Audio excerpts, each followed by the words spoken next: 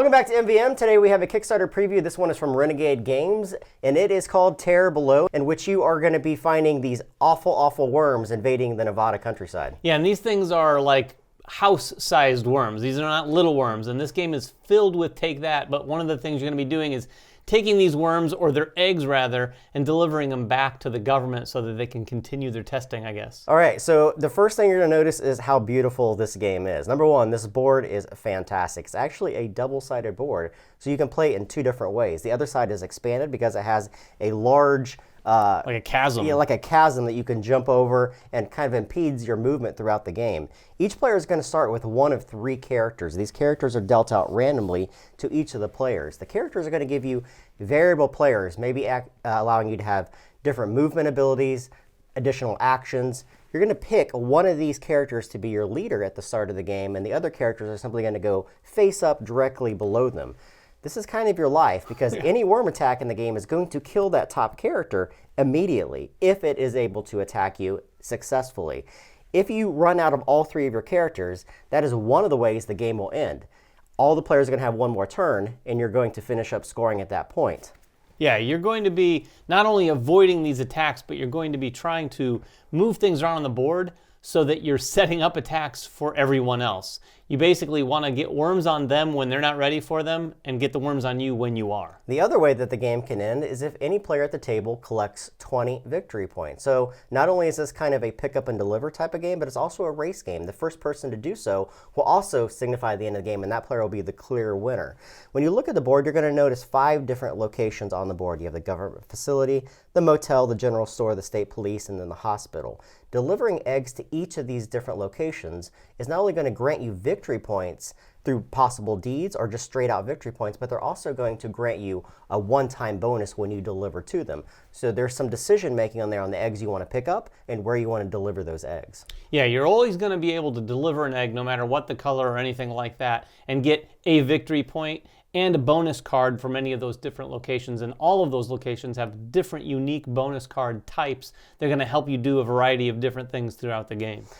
Speaking of the other different components in the game, you have item cards, you have weapon cards, you have vehicle cards, you have bounties. These are the types of eggs you're trying to deliver to specific locations. They can also be different types of hunts, because you can actually go out there and try to destroy the worms themselves. And then you have the worm cards themselves. Yeah, speaking of the worms themselves, this is the worm card, and these are going to come in a wide variety. There are different worm types, and then they also have a different sort of attack pattern. For when they spawn, they're going to create rubble around them. When they attack, they're going to create rubble around them.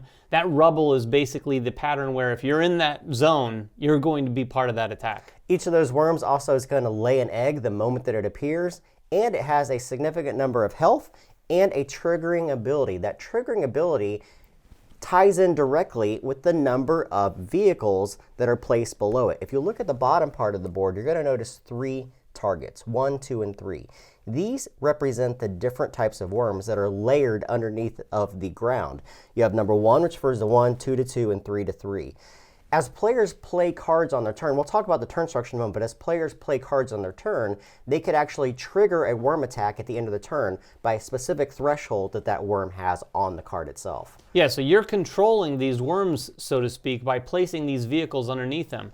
For instance, this worm right here requires 2 vehicles to be played under it. Once it reaches that threshold, it's going to attack. So you can lay your card on a vehicle or on a worm that's nowhere near you and trigger that attack so that it's going to attack maybe your opponent. The other components in the game, you have the eggs, we already mentioned, and you have these standees. These standees have absolutely no gameplay effect. They're just there for ambiance. Yeah.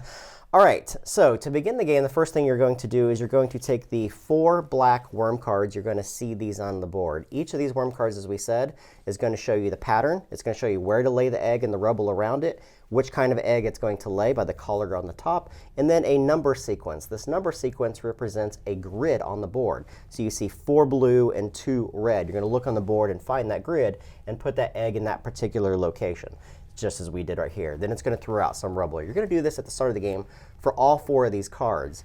And then you're going to randomly draw an additional card for each additional player playing past 2. So in a 3-player game, you're going to throw out 5 worms total. That's 1 in addition to the starting card. Then you're going to draw 3 other worms. These are the worms that are buried underneath of the ground, and you're going to simply place these in these locations. These aren't going to create rubble. They're not going to attack at the start of the game. They're just simply there to show where those worms are buried underneath. Then you're going to pick a first player. When you pick the first player, in reverse turn order, each player is going to place their vehicle on one of these starting locations. As we said, the locations themselves are the buildings within the game. Right, these buildings do a number of different things, and this is where you're going to start. And when you're making this decision, you're going to want to take a look at the board, see where the rubble is, maybe take a look at the bounties to see what they've got going on up there, so you can sort of, hopefully, plot your course to grab an egg, get it to a certain location, and start scoring some points. So the game is very simple to play. On your turn, you're going to do 3 things in a very particular order. The very first thing you're going to do is you're going to look at your hand of cards. Everybody at the start of each of their turns is going to have 3 vehicle cards. These vehicle cards, when you look at them, are going to show the movement of the vehicle, the distraction, and then any special abilities that the vehicle may have. You're going to simply pick one of those cards from your hand that is going to be your action for that turn. For this example, I'm going to use the bicycle. That's telling me I have 3 action points to spend this turn. I'm going to move one of the worms or distract them 2 spaces to the right, and then I'll apply this very special ability at the end of my turn. When I use this card, the first thing I'm going to do is I'm going to pick which one of these worms I wish to place them on. For instance, I could place it right here on this worm. Then I'm going to do the distraction. I'm going to look at worm number 2, and I'm going to move them 2 spaces to the right. And I'm simply going to take that token and move it 1 space, and if it hits a boundary, it simply stops. Next thing I'm going to do is I'm going to take actions depending upon the numeric value of that vehicle, in this case 3. Actions, there's a wide variety of actions that you can take on your turn. I'll talk about the very first one, and that's simply to move. When you move your vehicle, you're going to take your vehicle and move it 1 space in an orthogonal direction. You can move through other players, however, you can't end your turn in the same space as another player. You can also move into locations with eggs. You can also move into locations with tokens that represent those particular worms. The one thing you can't do is you can't move into a space with rubble. No, you can't move into a space with rubble, but if you are adjacent to rubble, you can remove 1 rubble from any adjacent space. And here's why you want to do that. Of course, it's going to allow you to move, but better yet, as soon as you have collected 3 rubble, you immediately trade those 3 rubble into the supply and take a bonus card. Yeah, you either get a free weapon or a free item card, of which every player at the start of the game is going to start with 1 of each of those. The other thing you can do is you can ramp other players. When you ramp a player, you simply take your token and go over them. That just counts as 1 movement, so it allows you to move a little bit further. In fact, you can even ramp orthogonally, so I can move directly in that location if I so wish, for 1 simple action point. Yeah, and then another major part of the game is picking up an egg. When you pick up an egg, you're just going to simply pick up whatever eggs are in the space that you're in. So if there's 3 eggs sitting in 1 space, you can grab them all and put them on your card. However, whenever you pick up even 1 egg, that ends your turn immediately. So in this example, when we use the bike, if we moved once, picked up an egg, we wouldn't get our 3rd action. That action ends your turn. The last thing you can do is you can spend 1 of your action points to deliver an egg. Now, you can deliver your eggs to any of the 5 different locations. The moment that you do that, you take that egg off of your character and you place it back into the supply, and you gain 1 victory point and 1 victory point only. However, you can gain more victory points. There's 2 ways to do that. One is if you have a secret bounty underneath of your characters, and there's a variety of different ways to collect these bounties. You can also fulfill one of the bounties that is face up. There's 4 that are going to start here. So for instance, in this case, if I deliver one of the purple eggs to the hospital, I collect this card and tuck it underneath my character stack. That gives me 4 points, but I don't get the 1 victory point base. You only get the 1 victory point base if you don't fulfill a bounty. The other great thing is anytime you deliver an egg, you also get the bonus of that particular location. But you only get that bonus once. So if I deliver 3 eggs to the hospital, I don't get the hospital bonus 3 times. The bonuses are very simple. The hospital is going to allow you to resurrect one of your characters. You are going to, in fact, lose characters through the course of the game. And if you lose all 3 of them, that's going to signify the end of the game. That's one of the triggers. If you go to the state police and deliver an egg, you get 1 of the free weapon cards. The general store is going to give you an item. The motel is going to give you a free victory point. And then the government facility is going to allow you to take one of those bounties and put it underneath your character stack, meaning that's a bounty that only you can fulfill through the course of the game. Yeah, and again, all these locations, like Jeremy just detailed, have different cards. A couple of the things you want to keep in mind about these cards, for instance, the weapons, obviously these are going to be cards you're going to use when you're in a worm attack. these are going to help you fend off those attacks. The item cards do a variety of different things. I mean, it really runs the gamut from something that you roll dice at the beginning of every one of your turns and it randomly affects one of the spaces, to potentially one of a number of different hats that you can wear that have different effects. For instance, maybe a defensive ability against a worm attack. The last thing you do on your turn is you take the special ability of the vehicle that you just placed. In this example, I would take this special ability of the bicycle, and it has to be the last thing you do on your turn. In this case, this allows me to take one of my remaining 2 cards from my hand and play it face down underneath any one of the monsters. You cannot place that under a monster that has already reached its threshold that turn. So for instance, this blaster has reached its threshold of 2. I can't place it under that monster, but I could place it underneath this blaster over here. These will be revealed when that monster attacks and could move that token a little bit more when it's revealed. Once you're done doing that special ability, and those special abilities have a wide variety of things. If you're driving a semi-truck, it's going to attract the closest token directly onto your spot, meaning it's going to probably attack you. There's a wide variety of things that are going to happen.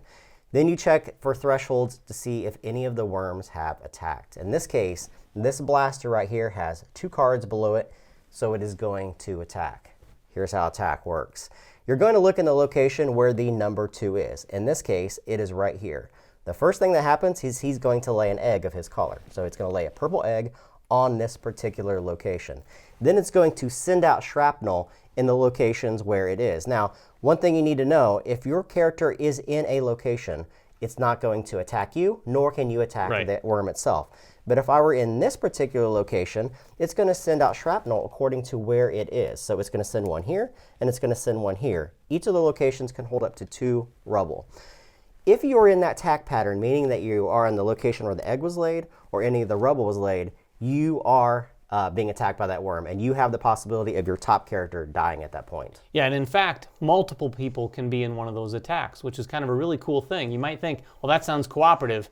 It kind of is and it kind of isn't, because when the worm attacks, you're going to start with the player who initiated, who last took their turn, and take swipes basically at that worm, and whoever gets the killing blow is the person who's going to get the credit for killing the worm and potentially fulfill one of these hunt cards. To defeat the worm, you're going to have to expend some of the weapons that you have in your hand at that particular point, in addition to any of the cards that you have in your tableau. A lot of these are going to require you to roll dice or to key off specific situations within the game. If you're able to defeat it flat out yourself, you're going to collect 1 victory point or be able to complete one of the bounties depending upon the worm that you were able to kill. If you aren't able to do enough damage, you're going to simply go to the next player who is also attacked by that worm, and they can add on to that damage. Now, you do want to help other players, obviously, because if you aren't able to defeat the worm, all the players who are hit by it are going to have their character die, and you don't want to have that happen. However, the person that does get that killing blow is going to get the rewards from it.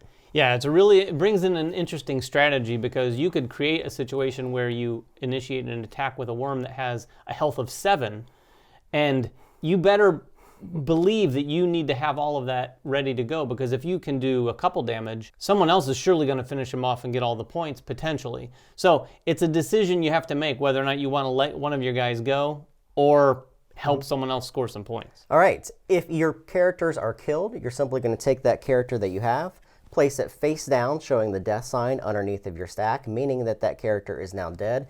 If they had any eggs or rubble or equipment on them, the equipment and the weapons are going to be discarded, and the rubble and the eggs are going to be put back into the location where your character died. On your next turn, you're going to be able to bring a new character in at one of the 5 different locations.